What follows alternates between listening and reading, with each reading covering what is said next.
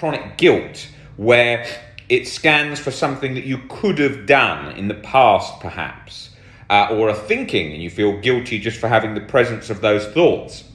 But let's take in the instance of false memory or real event type OCD relating to harm or sexual harm, whatever.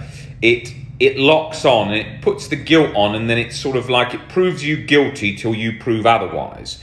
And that tightness can just be in a second like that. And it will just, you will feel that first the thought come in initially, but then the thought may have been stuck for years, so you won't be feeling its presence. It will just be locked on in the background.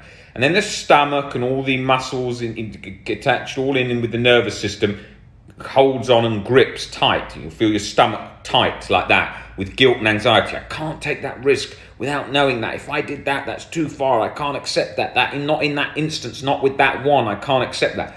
And that's what it did for me specifically in relation to OCD, in relation to harm, false memory and real event in the past. It would lock on tight in the stomach, and then it would hold on for years, where it was just a chronic experience of that 24/7. My life, I was living in that sort of cortisol soup, where you're just in that, living your life, part of that.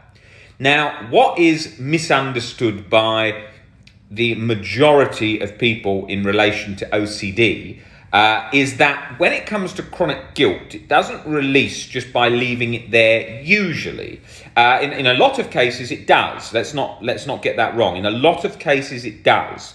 But where the individual is really terrified, they think they have genuinely made a mistake in the past that's caused a problem. That is something that they can't forgive themselves for, something that they feel is so bad that they were involved in. It locks on and it stays there. Okay, so it will specifically do that because it can't take that risk. So for me, it would just go back to a scenario where I was carrying a bed down the stairs with my dad, and I got angry with him, and I couldn't tell if in that split second I pushed the bed to push him down the stairs and kill him. So obviously in my mind that sensation felt so real because OCD will make that sensation feel so real. Although there wasn't any movement there, in my mind, looking back, it felt like yes there was, and there was a deliberate push, and I wanted it, and I wanted to hurt him. So it does that, right? It creates that sensation. And what then happened is I then went to replay that then pretty much all the time, not 24 hours a day, but most of the time my mind was occupied with it, where I was focusing on it for many, many years because I was terrified. I couldn't take that risk. That would destroy all my life goals. I believed at the time.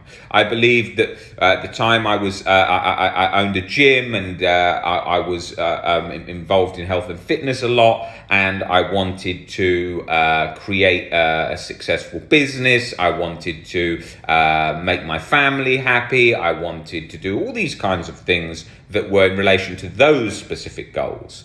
And when I did that, I had that thought, I thought, well, that would be ruined, because if you did that to your dad, then nothing you've ever achieved or done is worth anything, and then you couldn't support your family because you're the worst person to have done that, and so on. So that it was looking to deliberately target that, because what happens is anxiety first scans a danger in relation to something we're frightened of, that to protect something we're trying to protect, i.e. our goals in relation to our careers, our relationships, our family, all of these kinds of things.